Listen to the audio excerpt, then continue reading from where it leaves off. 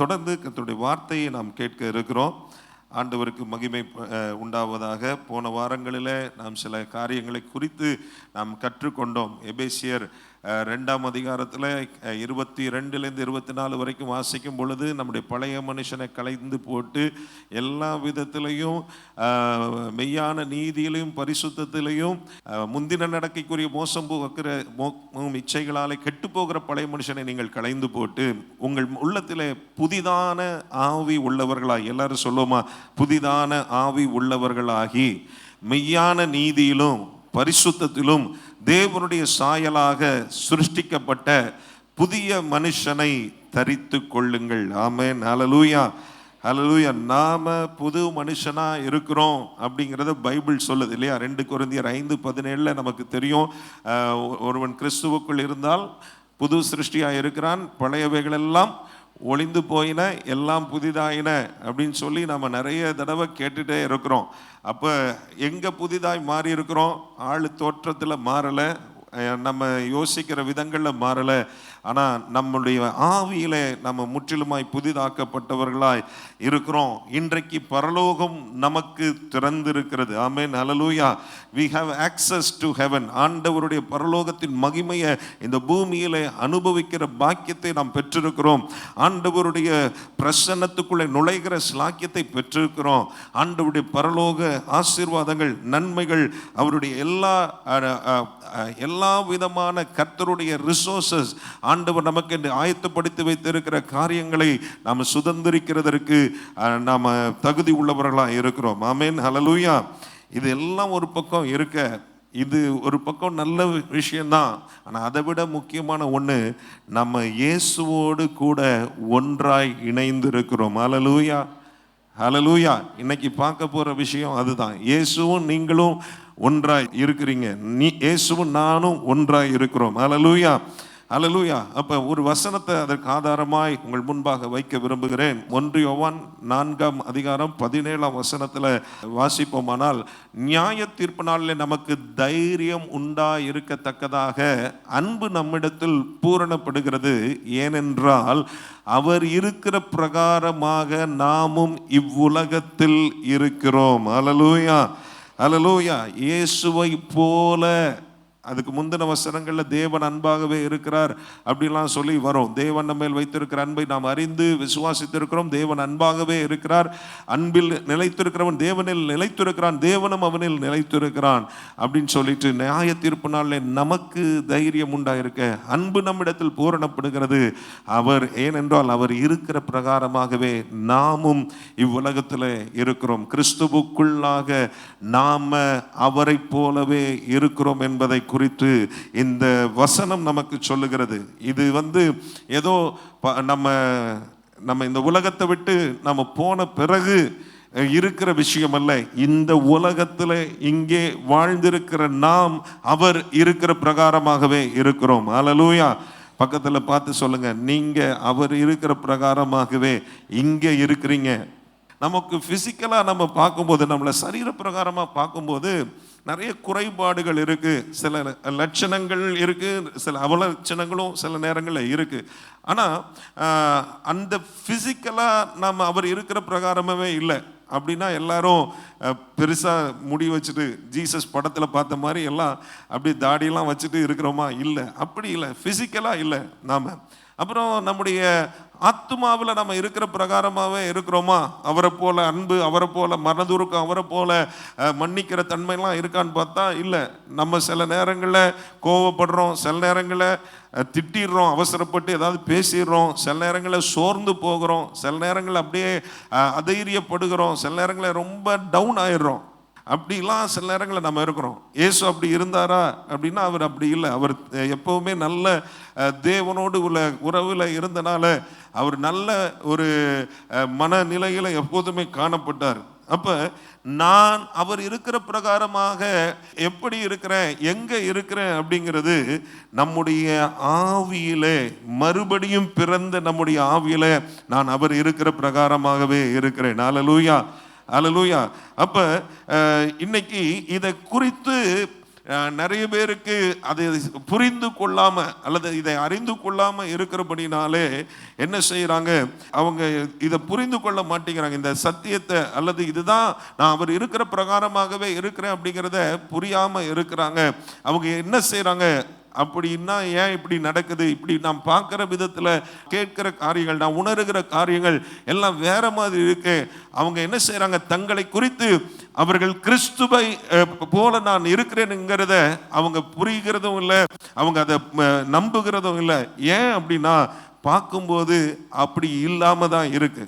அவங்கள பார்க்கும்போது, அவங்க குறித்து மற்றவங்க பேசுகிறத கேட்கும்போது, அல்லது அவங்க உணர்வுகளின் அடிப்படையில் அவங்க தங்களை நிதானித்து பார்க்கும் பொழுது மாம்ச ரீதியாக அவங்க என்ன செய்கிறாங்க, மாம்சமான நிலைமையில் அவங்க பார்க்குற விஷயங்கள்லாம் வித்தியாசமாக இருக்கு. அப்போ மனுஷிக நிலைமையில் அவங்க யோசித்து பார்த்தா அவங்க இயேசு இருக்கிற பிரகாரமாக இருக்கிற ஒரு சூழ்நிலை இல்லை. அவங்களுக்கு பார்க்குற விஷயம்தான் பெருசாக தெரியுது. அவங்களுக்கு அநேக நேரங்களில் கடந்து போகிற அனுபவங்கள் தான் அவங்க வாழ்க்கையில் பெரிய ஒரு தாக்கத்தை ஏற்படுத்துகிறது. அப்போ நம்ம ஏற்கனவே போன வாரத்தில் நம்ம தியானித்தோம் நினைக்கிறேன். ரோமர் 8ஆம் அதிகாரம் 6ஆம் வசனத்தில் நம்ம வாசிக்கிறோம், மாம்ச சிந்தை மரணம், ஆவியின் சிந்தையோ ஜீவனும் சமாதானமுமாம் என்று வாசித்தோம். நம்ம மாம்சத்திலே நம்மை பார்க்கும் பொழுது, மாம்சத்தில் நம்ம இருக்கிற காரியங்கள், நம்ம கடந்து போகிற விஷயங்களை கவனிக்கும் பொழுது, அதன் அடிப்படையில் நம்முடைய வாழ்க்கையை நாம் நிர்ணயம் பண்ணும் பொழுது, அதன் அடிப்படையில் நம்முடைய வாழ்க்கையை நம்ம வாழ்வதற்கு முன்னெடுத்து செல்லும் பொழுது நாம் பல விதங்களில் நம்ம தடுமாற்றங்களை அடைகிறோம். இந்த உலகத்தில் அந்த மாம்ச சிந்தை மரணம் என்று சொல்லப்பட்டதின் அடிப்படையில் பலவிதமான அந்த எதிர்மறையான காரியங்களிலே நாம் சிக்கிக் கொள்ளுகிறோம். தேவனுடைய வார்த்தை நமக்கு நாம் எப்படி இருக்கிறோம் என்று காண்பிக்கிறதின் அடிப்படையிலே நம்மை பற்றி என்றைக்கு யோசிக்க ஆரம்பிக்கிறோமோ அன்றைக்கு நம்ம ஆவியின் சிந்தை உடையவர்களாய் மாறுகிறோம். அன்றைக்கு நம்முடைய ஆவியிலே இருக்கிற இயேசுவினுடைய ஜீவனும் சமாதானமும் நம்முடைய வாழ்க்கையிலே வெளிப்பட ஆரம்பிக்கிறது. ஆமென், ஹல்லேலூயா, ஹல்லேலூயா. நம்ம என்னுடைய ஆவியில நான் இயேசு இருக்கிற பிரகாரமாகவே நான் இருக்கிறேன் அப்படின்னு சொல்லி ஒரு புரிதல் நமக்குள்ள வர ஆரம்பிக்கும் பொழுது எப்படி யோசிக்க ஆரம்பிப்போனா, அவர் எப்படி இருக்கிறார், அவர் இன்றைக்கு மகிமை நிறைந்தவராய் இருக்கிறார், அவர் வல்லமை உடையவராய் இருக்கிறார், அவர் பூரணராய் இருக்கிறார், அவர் மிகவும் நல்லவராய் இருக்கிறார், அன்பு உடையவராய் இருக்கிறார், இரக்கம் உடையவராய் இருக்கிறார், மனதுருகிறவராய் இருக்கிறார். அவர் இருக்கிற பிரகாரமாகவே நானும் இருக்கிறேன் என்கிற புரிதல் நம்ம வாழ்க்கையை அப்படியே தலைகளாய் மாற்றிவிடும். ஆமென், ஹல்லேலூயா. நம்ம வாழ்க்கையில் அதுக்கப்புறம் நம்ம அந்த புரிதல் நம்முடைய வாழ்க்கையில் நம்முடைய வார்த்தைகளையும் நடக்கைகளையும் செய்கைகளையும் மாற்ற ஆரம்பிக்கும். மாம்சத்தின்படி நம்ம நடக்கிறவங்களா இருக்கிறவங்க அதுக்கப்புறம் அப்படியே நம்ம எப்படி தேவனுடைய வார்த்தையின்படி நாம் எப்படி இருக்கிறோம் என்கிற புரிதலின் அடிப்படையில் நம்முடைய வாழ்க்கையை மாற்றிக்கொள்ள அது உதவியாக இருக்கும். ஆமென், ஹலோ. அப்போ இந்த காரியத்தை விசுவாசிக்க வேண்டும். முதல்ல எத்தனை பேர் அப்படி விசுவாசிக்கிறீங்க? நான் அவர் இருக்கிற பிரகாரமாகவே இருக்கிறேன் சொல்லுங்க பார்க்கலாம்.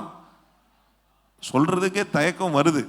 ஏன் அப்படின்னா நமக்கு தான் தெரியும் நாம யாரு அப்படின்னு. நான் எப்பேற்பட்ட மோசமான ஆளு, நான் எப்படியெல்லாம் நான் பேசுவேன், நான் எப்படியெல்லாம் நான் சண்டை போடுவேன்.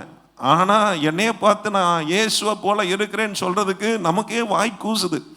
சில நேரம் நமக்கே தயக்கமாக இருக்கு. அப்படிலாம் சொல்ல முடியுமான்னு யோசிக்கிறோம்.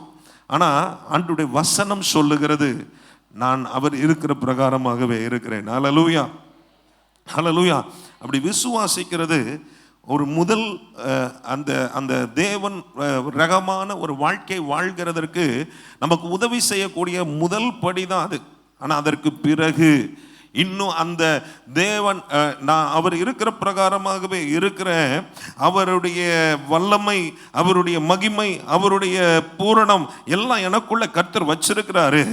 அது என்னுடைய வாழ்க்கையில வெளிப்படுகிறதற்கு, அது என் வாழ்க்கையில நான் நிஜமாக அந்த காரியங்கள் வெளிப்படுகிறதற்கு நாம முயற்சி செய்ய வேண்டியது அவசியமா இருக்கிறது. ஹல்லேலூயா, அதற்காக நாம் என்ன செய்ய வேண்டும்? அதை கற்றுக்கொள்ள வேண்டியது அவசியமாக இருக்கிறது. அப்போ ஏதோ ஒரு தடவை இன்னைக்கு ஞாயிற்றுக்கிழமை காலையில் நான் அவர் இருக்கிற பிரகாரமாகவே இருக்கிறேன்னு சொல்கிறத கேட்டுட்டு அதுக்கப்புறம் அதை அப்படியே கேட்டுட்டு மட்டும் நம்ம போகிறதுனால முற்றிலுமாக எல்லாமே மாறிடாது. இப்போ ஏதாவது மாறி இருக்கா? இன்னும் மாறலை. வீட்டில் போய் எப்படா யார் சண்டை இழுக்கலாம் அப்படின்னு சொல்லி பிளான் பண்ணிட்டு வந்திருப்போம். சர்ச்சு முடிஞ்சுட்டு போகட்டும், நான் அங்கே போய் பார்த்துக்கிறேன், இன்றைக்கி அவளை ஒரு கை வச்சுறேன், இன்றைக்கி வருவா இல்லை என் நாத்தனார் அப்படின்னு சொல்லி பிளான் பண்ணியிருப்போம். ஆனால் உடனே இன்ஸ்டன்டேனியஸாக ஒரு மாற்றம் வரலை. அதை கேள்விப்படுகிறோம், அதை கேட்டு ஓகே, அது மேலே ஒரு சின்ன ஒரு நம்பிக்கை வைக்கிறோம். ஆனால் இது ஒரு விதையாக இன்னைக்கு விதைக்கப்படுகிறது. இந்த விதை என்ன செய்யணும்?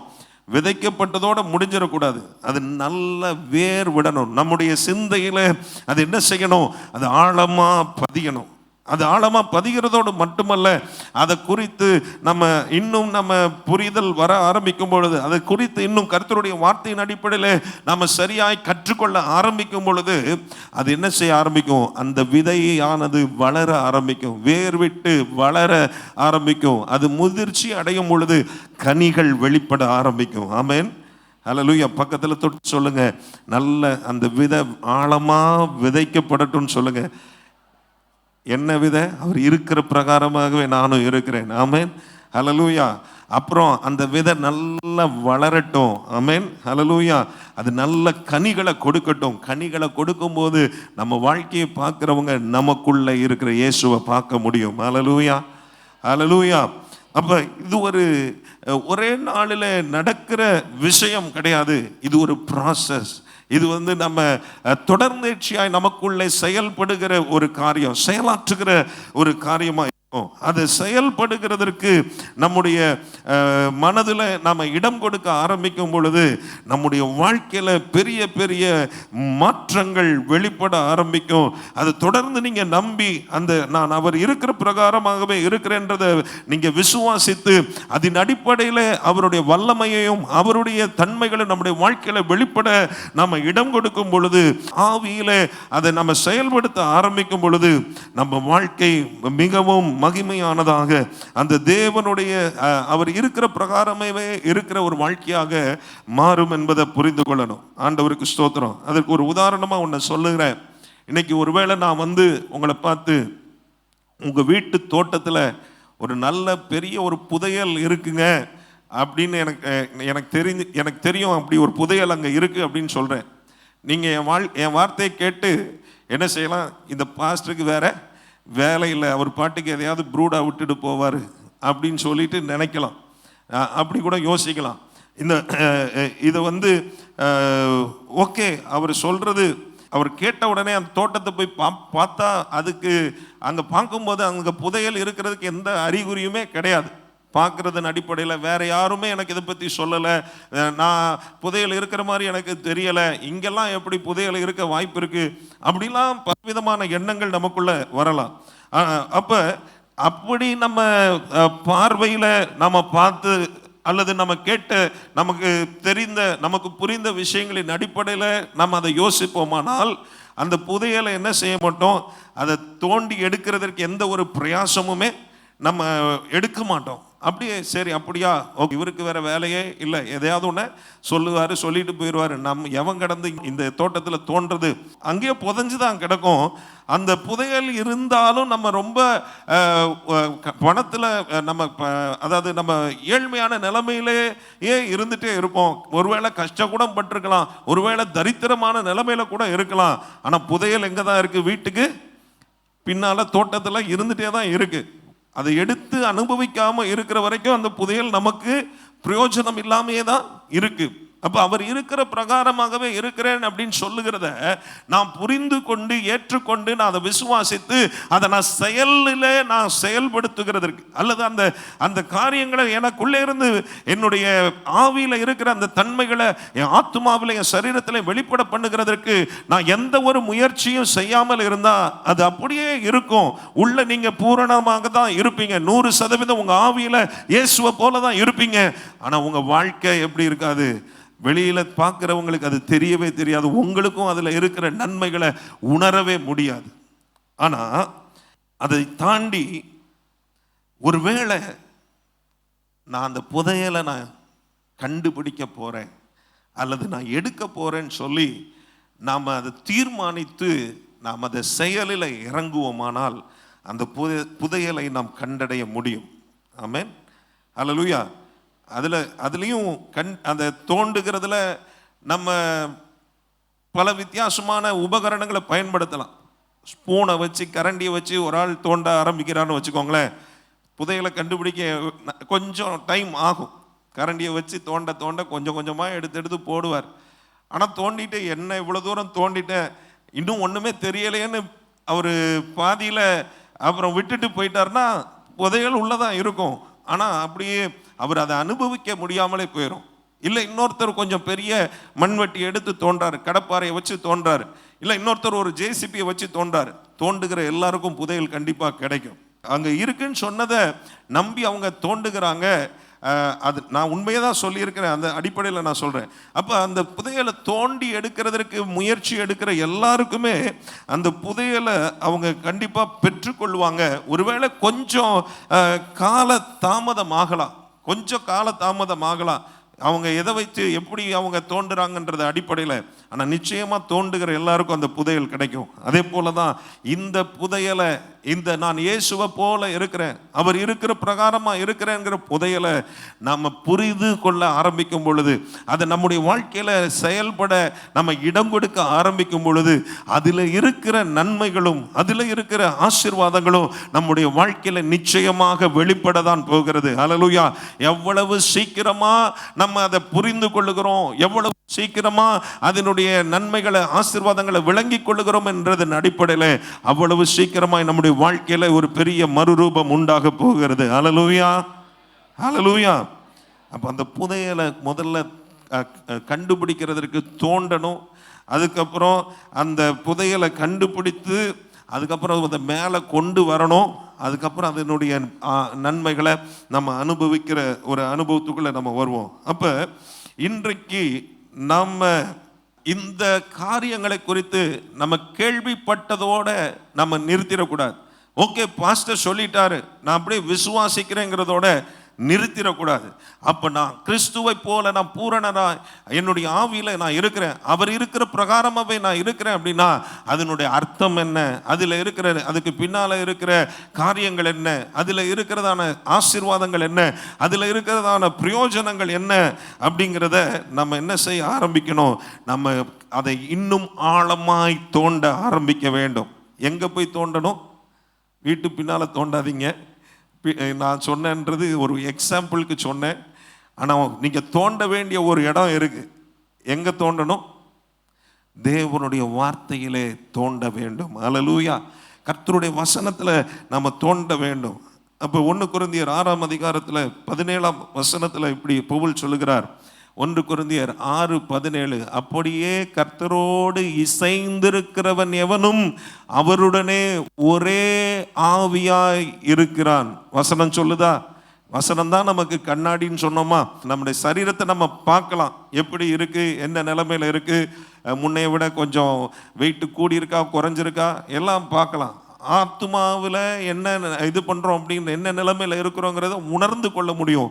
ஆனால் ஆவியில் நம்ம எப்படி இருக்கிறோங்கிறத நம்ம பார்க்கவும் முடியாது, உணரவும் முடியாது. ஆனால் நம்முடைய ஆவியில் நம்ம எப்படி இருக்கிறோம் என்பதை கர்த்தருடைய வார்த்தை மாத்திரமே கண்ணாடி போல பிரதிபலிக்கக்கூடியதாக இருக்கிறது.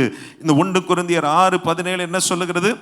அப்படியே கர்த்தரோடு இசைந்திருக்கிறவனும் அவருடனே ஒரே ஆவியாய் இருக்கிறான். ஆமென், அல்லேலூயா. இந்த இடத்துல அந்த ஒரே ஆவியாய் இருக்கிறான் என்பது ஏதோ அவரை மாதிரி நம்ம இருக்கிறதல்ல, அவரோடே நாம் இசைந்திருக்கிறோம் என்கிறதை குறிக்கிறதா இருக்கிறதா. ஆமென், அல்லேலூயா. அப்ப நானும் அவரும் ஒன்றாய் இருக்கிறோம். எனக்குள்ள இயேசு, அவரும் நானும் ஒன்றாய் இணைந்திருக்கிறோம். அல்லேலூயா. அப்போ இது ரொம்ப நம்மை உற்சாகப்படுத்தக்கூடிய ஒரு காரியம். ஆமென், அல்லேலூயா. நம்முடைய ஒவ்வொரு நம்முடைய ஒவ்வொரு அணுவும் அவரை போல அவரோடு அணுவோடு இசைந்திருக்கிறது. அணுவுக்கு மேலே என்னது அப்படின்னு கொஞ்சம் பார்த்தேன். மாலிக்குள், ஆட்டம்க்கு அப்புறம் மாலிக்கூலுக்கு என்னன்னு தமிழில் பார்த்தா மூலக்கூறு அப்படின்னு போட்டிருந்தது. நம்முடைய ஒவ்வொரு மூலக்கூறும் அவருடைய மூலக்கூறோடு இணைந்து ஒன்றாக இருக்கிறது. அல்லேலூயா. நம்ம அவர் இருக்கிற பிரகாரமாகவே இருக்கிறோம்னு சொல்லி முதல்ல ஆரம்பித்தோம். இப்போ நம்ம இருக்கிற பிரகாரமாக மட்டும் இல்லை, அவரோடு நாம் ஒன்றாய் இருக்கிறோம். அல்லேலூயா. எத்தனை பேர் புரிந்து கொண்டீங்க இந்த விஷயத்தை? அல்லேலூயா. பக்கத்தில் பார்த்து சொல்லுங்க, நாம் இயேசுவோட ஒன்றாய் இருக்கிறோம். அல்லேலூயா. அல்லேலூயா. இயேசுவும் நானும் ஒன்றாக இருக்கிறோம் அப்படிங்கிறது அது நம்ம எங்கே நடைபெற்று இருக்கிறது அப்படிங்கிறத நம்ம புரிந்து கொள்ள வேண்டும். அல்லேலூயா. அவர் எப்படி அவர் இருக்கிறாரோ, அவர் எப்படி மகிமை பொருந்தியவராக இருக்கிறாரோ, எப்படி வல்லமை உடையவராக இருக்கிறாரோ, எப்படி பூரணராக இருக்கிறாரோ, அதே போல தான் நாமும் இருக்கிறோம். அவரோடு இசைந்திருக்கிறபடினாலே அந்த மகிமையையும் அந்த வல்லமையும் அந்த பூரணமும் நமக்குள்ளேயும் இருக்கிறது. ஹல்லேலூயா. ஹல்லேலூயா. இத இப்படி கேட்ட உடனே சிலருக்கு அப்போ சந்தேகம் வரும். நம்ம பொதுவாகவே நம்ம என்ன பார்ப்போம், நம்ம எப்படி யோசிப்போம், நம்ம பார்க்கறதின் அடிப்படையில் உணர்கிறதின் அடிப்படையில் நம்ம யோசிப்போம் இல்லையா? எது நடக்குதோ அதை தான் நம்ம நம்புவோம். ஆனால் இதெல்லாம் நமக்கு எப்படி நம்ம நம்புறது, இதெல்லாம் எப்படி நம்ம புரிந்து கொள்ளுகிறது, எல்லாம் தலைக்கு மேலே போகுது, இதெல்லாம் உண்மையா அப்படின்லாம் யோசிக்கக்கூடிய ஒரு நிலைமை வரும். ஆனால் இப்படிப்பட்ட நானும் கிறிஸ்துவும் என்னுடைய ஆவிக்குரிய நிலைமையிலே நாங்கள் இசைந்திருக்கிறோம், நாங்கள் ஒன்றாக இருக்கிறோம், ஒரே ஆவியாக இருக்கிறோம் அப்படிங்கிறத நம்ம நம்முடைய மாம்ச சிந்தையோட நம்ம யோசித்தா நம்மால் விளங்கி கொள்ள முடியாது. நம்முடைய மாம்ச சிந்தை என்ன சொல்லும், அதெல்லாம் வாய்ப்பே இல்லைப்பா, இங்கெல்லாம் ஒன்றா இருக்க முடியாது, அங்கே போனாலே அவரோட கூட நீ ஒன்றா இருக்க முடியாது அப்படின்னு தான் நமக்கு மாம்ச சிந்தை சொல்லும். ஆனால் ஆவியின் சிந்தையில் நம்ம அதை ஆராய்ச்சி பண்ண நம்ம யோசிக்க ஆரம்பிக்க வேண்டும். அது கர்த்தருடைய வார்த்தையில் இருக்கு, உண்மை. இப்படி தான் ஆண்டவருடைய வசனம் சொல்லுது. அவரும் நானும் ஒரே இசைந்து இருக்கிறோம், ஒரே ஆவியாக இருக்கிறோம். ஆனால் என்னுடைய மனுஷீகத்தில், என்னுடைய அனுபவத்தில், நான் பார்க்கிற விதங்களில், நான் கேள்விப்பட்ட விதங்களில், நான் வாழ்க்கை பாதை போகிற விதங்களில் என்னைய பார்த்தா நான் அவரோடு ஒன்றாக இருக்கிறதற்கு வாய்ப்பு இல்லாத மாதிரியே தானே இருக்கிறது என்று சொல்லி நினைக்க நமக்கு வாய்ப்பு இருக்கு. ஆனால் இது ஒரு ஆவிக்குரிய சத்தியம் என்பதை என்றைக்கு நாம் புரிந்து கொள்ள ஆரம்பிக்கிறோமோ, விசுவாசிக்க ஆரம்பிக்கிறோமோ, அது நம்முடைய அனுபவமாய் அதற்கு பின்பாக தான் மாற முடியும். அல்லேலூயா.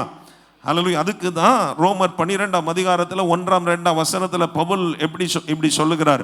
அப்படி இருக்க சகோதரே, நீங்கள் உங்கள் சரீரங்களை தேவனுக்கு பிரியமும் பரிசுத்தமுமான ஜீவ பலியாக ஒப்பு கொடுக்க வேண்டும் என்று தேவனுடைய இரக்கங்களை முன்னிட்டு உங்களை வேண்டிக் கொள்கிறேன். இதுவே நீங்கள் செய்யத்தக்க புத்தி உள்ள ஆராதனை.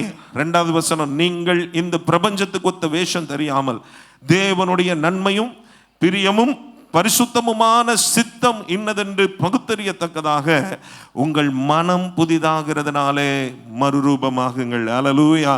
நம்முடைய மனம் புதிதாகிறதற்கு நாம் என்ன செய்யணும்?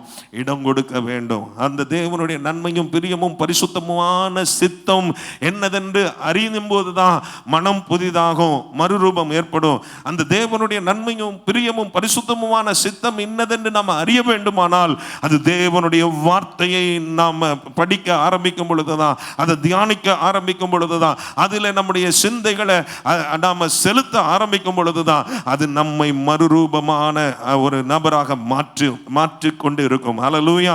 இந்த ஆவியில நாம பூரணமாக்கப்பட்டிருக்கிறோம் என்கிறதான ஒரு சத்தியத்தை ஆண்டவருடைய வசனம் நமக்கு தெளிவாய் காட்டுகிறது. முதல்ல அவர் இருக்கிற பிரகாரமாகவே இவ்வுலகத்திலே இருக்கிறோம் என்று பவுல் எழுதுகிறத பார்க்கிறோம். இப்போ நம்ம பார்க்குறோம், அவர் இருக்கிற பிரகாரமாகவே மட்டுமல்ல, அவரோடு நாம் இசைந்திருக்கிறோம், அவரோடு ஒரே ஆவியாய் இருக்கிறோம் என்று கர்த்தருடைய வார்த்தை நமக்கு சொல்லப்பட்டிருக்கிறது. அப்போ இது முதல்ல நான் புரிந்து கொண்டு விசுவாசித்து ஏற்றுக்கொள்ளும் போது என்ன நடக்கிறது என்றால், நான் ஆவியில் பூரணமாக்கப்பட்டிருக்கிறேன், அவரோடு இசைந்திருக்கிறேன் என்கிற புரிதல் அதை விசுவாசிக்கும் போது நமக்கு ஏற்படுகிறது. அதனுடைய காரியங்கள் நம்முடைய சரீரத்திலையும் நம்முடைய ஆத்துமாவிலையும் ஒரு மாற்றத்தை கொண்டு வரக்கூடியதாக இருக்கிறது. அல்லேலூயா. அப்ப நீங்க உங்க வாழ்க்கை மட்டும் அதன் மூலமா மாறப்போகிறது இல்ல, உங்க மூலமா அநேகருடைய வாழ்க்கையிலையும் ஒரு பாதிப்பை, ஒரு தாக்கத்தை ஏற்படுத்தக்கூடிய நபராக நீங்கள் மாற முடியும். அல்லேலூயா. நானும் இயேசுவும் ஒன்னா இருக்கிறோம், அவர் எனக்குள்ள இருக்கிறார், அவரோடு நான் இசைந்து இருக்கிறேன், நானும் அவரும் ஒரே ஆவியுடையவர்களாக இருக்கிறோம் என்கிற அந்த சத்தியத்தை நம்ம விளங்கி கொள்ள ஆரம்பிக்கும் பொழுது, நாம் மற்றவங்களுக்காக நம்ம ஜெபிக்கும் பொழுது அவங்க மேலே மனதுருக்கத்தோடு ஜெபிக்க முடியும். மற்றவங்களுடைய தேவைகளுக்காக நம்ம மனதுருகும் போது அவர்களுடைய வாழ்க்கையில் அற்புதங்களை நிகழ்த்துகிறவர்களாய் நாங்கள் காணப்பட முடியும். நம்ம ஒரு நபருக்காக ஜெபிக்கும் பொழுது நமக்குள்ளே இருக்கிற இயேசு, அவருடைய மகிமை, அவருடைய வல்லமை அங்கே வெளிப்பட ஆரம்பிக்கும். அல்லேலூயா. புதிய ஏற்பாட்டில் ஆதி திருச்சபையில பரிசுத்தவான்கள் அவர்கள் எப்படி இப்படி ஆண்டவர் இயேசுவை போல அற்புதங்கள், அடையாளங்களை நிகழ்த்தினாங்க. பேதுரு சொல்றாரு இல்லையா, வெள்ளியும் பொன்னும் என்னிடத்துல இல்லை, எனக்குள்ள இருக்கிறத உனக்கு தருகிறேன்னு சொல்லிட்டு இயேசு நசரேயனாகிய இயேசுவின் நாமத்தினால எழுந்து நடங்கிறார். பவுல் அதே மாதிரி பேதுரு அவங்க பவுல் நடந்து போது நிழல் பட்டெல்லாம் அவங்க அற்புதம் நடந்தது. அங்கே அவங்க வஸ்திரங்களை தொட்டவங்களாம் சுகமாகுறாங்க, இவங்க வஸ்திரங்களை போட்டவங்க, உருமால்களை போட்டவங்களாம் சுகம் பெறுகிறாங்க. எப்படி இதெல்லாம் சாத்தியமாகிறது என்றால் அவர்களுக்குள்ளே இயேசு இருக்கிறார் என்பதை, இயேசுவை போலவே அவர்களுடைய ஆவியிலே அவர்கள் இருக்கிறார்கள் என்பதை அவர்கள் புரிந்திருந்தார்கள், அவர்கள் விசுவாசித்தார்கள், அறிந்திருந்தார்கள். அது அவருடைய வாழ்க்கையில வெளிப்படுத்த ஆரம்பித்தார்கள். அல்லேலூயா. அவங்க வாழ்க்கைக்கு மட்டுமல்ல, மற்றவர்களுக்கும் அற்புதங்களை பெற்று தருகிறதற்கு அதுதான் காரணமாக இருந்தது. அல்லேலூயா.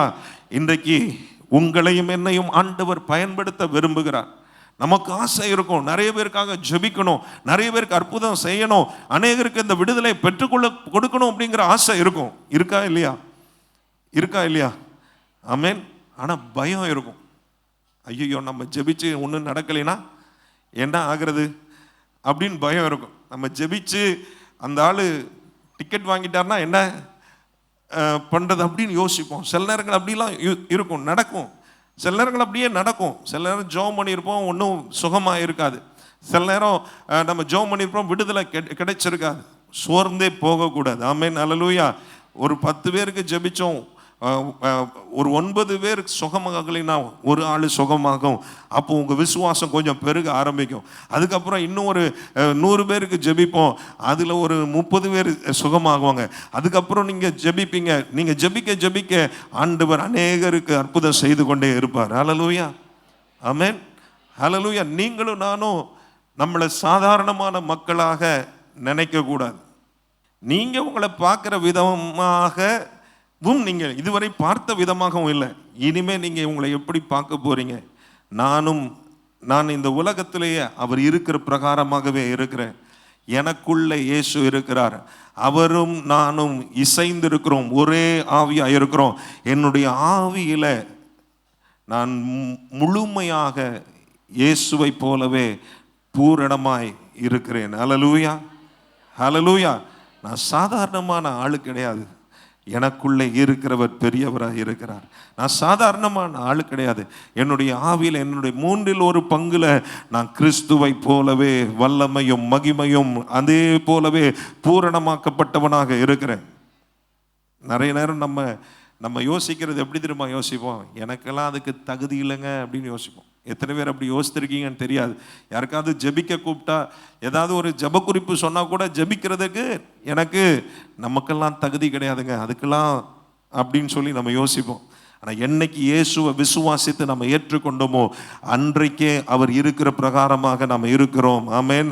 நம்முடைய ஆவியில் நம்ம பூரணப்பட்டு இருக்கிறோம், அவரை போலவே நாம் இருக்கிறோம், அவரோடு கூட நாம் இணைந்து இசைந்து இருக்கிறோம். அல்லேலூயா.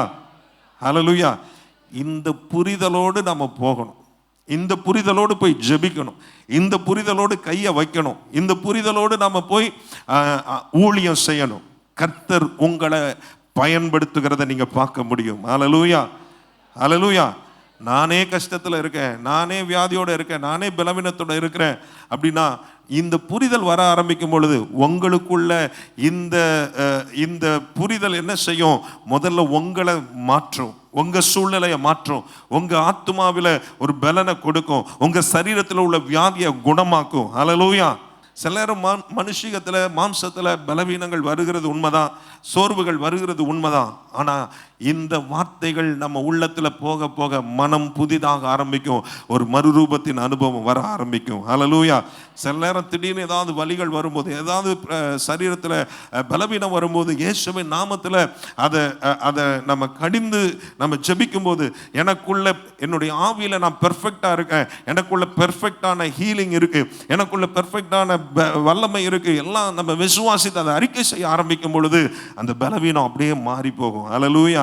இதுவரைக்கும் செய்யாம இருந்தா இன்னைக்கு செஞ்சு பாருங்க, இனிமே செஞ்சு பாருங்க.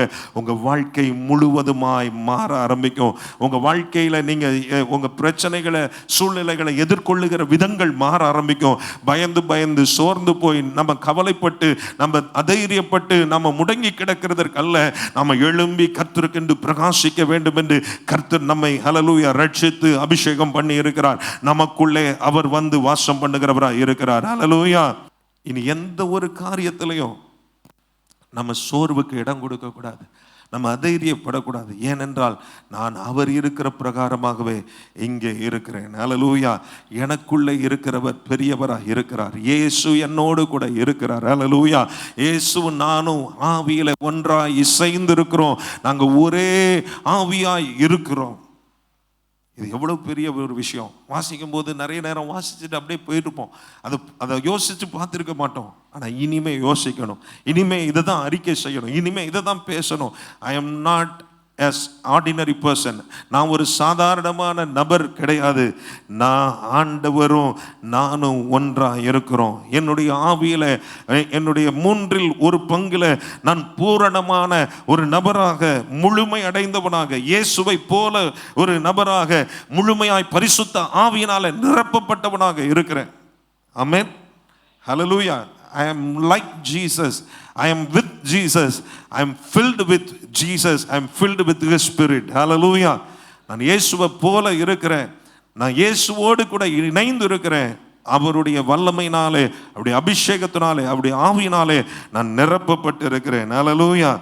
இந்த தைரியம், இந்த நிச்சயம், நம்ம இந்த ஒரு ஆண்டவரோடு நான் இசைந்து இருக்கிறேன்ங்கிற ஒரு காரியம் நமக்கு ஒரு பெரிய நம்பிக்கை கொடுக்கக்கூடியதாக இருக்கும். எல்லா பிரச்சனைகளையும் தைரியமாக எதிர்கொள்ளுகிறதற்கு உதவி செய்யக்கூடியதாக இருக்கும். எல்லா சூழ்நிலைகளையும் மேற்கொள்ளுகிறதற்கு நமக்கு உதவி செய்யக்கூடியதாக இருக்கும். ஆமென். ஹல்லேலூயா. இன்னும் தேவனுடைய வசனத்தை நீங்க வாசிக்க வாசிக்க தேவனுக்குள்ளே நீங்க எப்படி இருக்கீங்க, கிறிஸ்துவுக்குள்ளே நீங்கள் எப்படி இருக்கிறீங்க என்பதை புரிய ஆரம்பிக்க ஆரம்பிக்க உங்களுடைய ஆவியில நீங்கள் எப்படிப்பட்ட மகிமை உடையவர்களாய், வல்லமை உடையவர்களாய், எப்படிப்பட்டதான பூரணமாக்கப்பட்ட நிலைமையில இருக்கிறீர்கள் என்பதை நீங்கள் புரிந்து கொள்ள ஆரம்பிக்கும் பொழுது என்ன நடக்கும் என்றால், உங்க வாழ்க்கை முற்றிலுமாய் மாற ஆரம்பிக்கும். உங்க வாழ்க்கை மட்டுமல்ல, நீங்க வாழ்க்கையை எதிர்கொள்ளுகிற விதங்கள் மாற ஆரம்பிக்கும். உங்க வாழ்க்கையில நீங்கள் ஹல்லேலூயா தேவனுடைய வார்த்தையின் ஆழங்களுக்குள் போக போக நீங்க சாதாரணமானவர்கள் அல்ல என்பதை நீங்களும் நம்ப ஆரம்பிப்பீங்க. ஆண்டவர் உங்களை கொண்டு அசாதாரணமான காரியங்களை செய்ய துவங்குவார். ஹல்லேலூயா. அதுக்கு என்ன செய்யணும்? தேவனுடைய வார்த்தையிலே நாம் ஆழமாய் தோண்ட வேண்டும், தியானிக்க வேண்டும். அப்படி வசனங்களை நம்ம வாசிக்கிறத மேலோட்டமா வாசிச்சுட்டு போகக்கூடாது. இப்படிப்பட்ட புரிதலோடு கூட என்னை குறித்து இன்னும் என்ன சொல்லப்பட்டிருக்கிறது, எனக்கு என்னென்ன கிருபைகளை ஆண்டவர் வச்சிருக்கிறார், என்னென்ன நன்மைகளை வச்சிருக்கிறார், என்னென்ன ஆசீர்வாதங்களை வச்சிருக்கிறார், என்னென்ன காரியங்களை என் மூலமா செய்ய ஆண்டவர் யோசிச்சு இருக்கிறார், இதெல்லாம் இந்த வேத வசனத்துல நமக்கு சொல்லப்பட்டிருக்கிறது. ஹல்லேலூயா. அதை நம்ம என்ன செய்யணும்? தோண்டி எடுக்கணும். புதையல் இங்க இருக்கு, புதையல் கர்த்தருடைய வார்த்தையில இருக்கு, புதையல் நமக்குள்ள இருக்கு. இயேசு என்கிற ஹல்லேலூயா பொக்கிஷம் நமக்குள்ள இருக்கு. அப்ப அதை நாம வெளிக்கொண்டு வர வேண்டும். அதை நாம் நம்முடைய வாழ்க்கையில வெளிப்படுத்துகிறதற்கு நாம் அதை புரிந்து விசுவாசிக்கிறதோடு மாத்திரமல்ல, அதை பேசணும், அதை அறிக்கை செய்யணும், அதை தியானிக்கணும், அதை யோசிக்கணும். உங்களை பார்க்கும்போது உங்களை சாதாரணமான மனிதனா பார்க்கக்கூடாது. உங்களை பார்க்கும்போது உங்களுடைய குறைபாடுகளை பார்க்கக்கூடாது, உங்க சூழ்நிலையை பார்க்கக்கூடாது, உங்க பிரச்சனையை பார்க்கக்கூடாது, அதை பேசக்கூடாது, அதை சிந்தித்துட்டே இருக்கக்கூடாது. அதிலிருந்து வெளியே வரணும். நான் இயேசுவை போல இருக்கிறேன், அவர் இருக்கிற பிரகாரமாகவே இந்த உலகத்திலே நானும் இருக்கிறேன். அவரோடு கூட இசைந்திருக்கிறேன். அவரோடு ஒரே ஆவி உடையவனாய் இருக்கிறேன். அவருக்காக அவர் செயல்படுத்த விரும்புகிற காரியங்களை செயல்படுத்துகிறதற்கு கர்த்தர் என்னை தெரிந்தெடுத்து வச்சிருக்கிறார். ஹல்லேலூயா.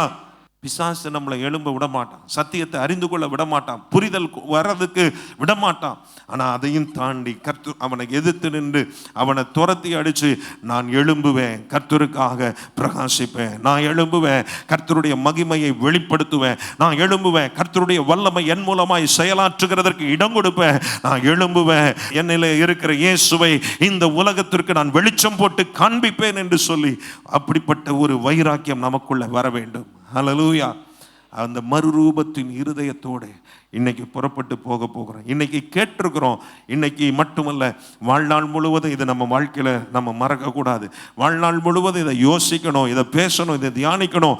நம்ம வாழ்க்கையில் நம்முடைய சரீரத்திலையும் நம்முடைய ஆத்துமாவிலையும் இந்த காரியங்கள் வெளிப்பட ஆரம்பிக்கணும். இந்த தேவ மகிமை வெளிப்பட ஆரம்பிக்கணும். இந்த இயேசுவினுடைய வல்லமை வெளிப்பட ஆரம்பிக்கணும். இது நம்மை மட்டுமல்ல, மற்றவர்களையும் தொடக்கூடியதாய் ஆசீர்வதிக்க கூடியதாய் அமைய வேண்டும். ஹல்லேலூயா. நம்ம எழும்பி நிற்க போகிறோம். ஒரு 2-3 நிமிஷம் இதை பற்றி நம்ம யோசிக்க போகிறோம். என்னைக்கு நான் இயேசுவை விசுவாசித்து ஏற்றுக்கொண்டேனோ அன்றைக்கே எனக்குள்ளே ஆண்டவரே ஒரு புது சிருஷ்டியாக என்னை மாற்றி இருக்கிறீங்க. ஆண்டவரே, அன்றைக்கே என்னை புது மனிதனாக மாற்றி இருக்கிறீங்க. என் ஆத்துமாவில் மாற்றம் வராமல் இருந்திருக்கலாம், என்னுடைய சரீரத்தில் மாற்றம் வராமல் இருந்திருக்கலாம், ஆனால் என்னுடைய ஆவியில் நான் அவர் இருக்கிற பிரகாரமாகவே இருக்கிறேன். என்னுடைய ஆவியில் நான் அவரும் நானும் இசைந்து இருக்கிறோம். அவரும் நானும் ஒரே ஆவியாக இருக்கிறோம். நாங்கள் இணைந்து இருக்கிறோம். இதை என்னைக்குமே மாற்ற முடியாது, யாராலும் இதை பிரிக்க முடியாது. உண்மையான ரட்சிப்பின் அனுபவம் பெற்றிருக்கிற எல்லாருக்கும் இதுதான் உண்மை. நம்மை பற்றிய நிதர்சனமான உண்மை இதுதான். என்னிலே 1/3 பூரணமாய் இயேசுவை போல இருக்கிறது. என்னிலே 1/3 ஹல்லேலூயா, அது அதே மகிமை உடையதா இருக்கிறது, அதே வல்லமை உடையதா இருக்கிறது. அவரும் நானும் ஒன்றாய் இருக்கிறோம். எனக்குள்ளே இருக்கிற அவர் என்னுடைய ஆத்துமாவிலே, என்னுடைய வாழ்க்கையிலையும், என்னுடைய சரீரத்திலையும், குடும்பத்திலையும் வெளிப்பட வேண்டும். என் சூழ்நிலைகளின் நடுவில் அவர் வெளிப்பட வேண்டும். அவருடைய வல்லமை வெளிப்பட வேண்டும். அவருடைய மகிமை வெளிப்பட வேண்டும். கேட்கலாமா? கரங்களை உயர்த்தி சொல்லுங்க. Lord, let your name alone be glorified in and through me, Lord. Let Jesus be glorified in and through each and every one of us. எங்க ஒவ்வொருடைய வாழ்க்கையின் மூலமாக இயேசுவே நீர் வெளிப்படணும், நீர் மகிமைப்படணும். எனக்குள்ள இருக்கிற இயேசுவினுடைய குணாதிசயங்கள் வெளிப்படணும். எனக்குள்ள இருக்கிற இயேசுவினுடைய வல்லமை வெளிப்படணும். எனக்குள்ள இருக்கிற இயேசுவினுடைய மகிமை வெளிப்படணும். என் வாழ்க்கையை மாற்றுங்க, என்னை மறுரூபமாக்குங்க. ஒரு மறுரூபத்தின் அனுபவத்துக்குள்ள எங்களை வழி நடத்துங்க ஆண்டவரே. எனக்குள்ள இயேசு, எனக்குள்ளே அவருடைய ஆவியின் பரிபூரணம், அவருடைய கிருபையின் பரிபூரணம், அவருடைய மகிமையின் பரிபூரணம், எனக்குள்ளே அவருடைய வல்லமையின் பரிபூரணம் இருக்கிறது. அது மற்றவர்களுக்கும் எனக்கும் ஆசீர்வாதமாக இருக்கட்டும், எங்களுக்கும் ஆசீர்வாதமாக இருக்கட்டும், சபைக்கும் ஆசீர்வாதமாக இருக்கட்டும். உங்கள் நாமம் அதன் மூலமாக மகிமைப்படட்டும். எங்கள் தேசத்துக்கு எங்களை ஆசீர்வாதமாய் வைக்கும்படியாக நாங்கள் செபிக்கிறோம். எங்கள் ஆண்டவரே பட்டணத்திற்கு எங்களை ஒரு ஆசீர்வாதமாய் வைக்கும்படியாக செபிக்கிறோம். உங்கள் நாமம் எங்கள் மூலமாய் மகிமைப்படும்படியாக செபிக்கிறோம். எங்களை தாழ்த்தி ஒப்பு கொடுக்கிறோம். இயேசுவின் மூலம் கேட்கிறோம் ஜீவனுள்ள நல்ல பிதாவே, ஆமேன், ஆமேன். என் ஆத்துமாவே கர்த்தரை ஸ்தோத்திரி, என் முழுமே கர்த்தருடைய பரிசுத்த நாமத்தை ஸ்தோத்திரி. என் ஆத்துமாவே கர்த்தரை ஸ்தோத்திரி, அவர் செய்த சகல உபகாரங்களை மறவாதே. ஆமென். நம்முடைய கர்த்தராகிய இயேசு கிறிஸ்துவின் கிருபையும் பிதாவாகிய தேவனுடைய அன்பும் பரிசுத்த ஆவியானவருடைய அந்யோன்ய ஐக்கியமும் சந்தோஷமும் சமாதானமும் இன்றும் என்றும் எப்பொழுதும் நம் அனைவரோடு கூட இன்றைக்கு இருப்பதாக. Amen, amen. Hallelujah. God bless you. கர்த்தர் உங்களை ஆசீர்வதிப்பாராக. தேங்க்யூ. ஒருவரை ஒருவர் வாழ்த்தி சொல்லுங்க. உங்களுக்குள்ளே இயேசு அப்படின்னு சொல்லி வாழ்த்துங்க. God bless you.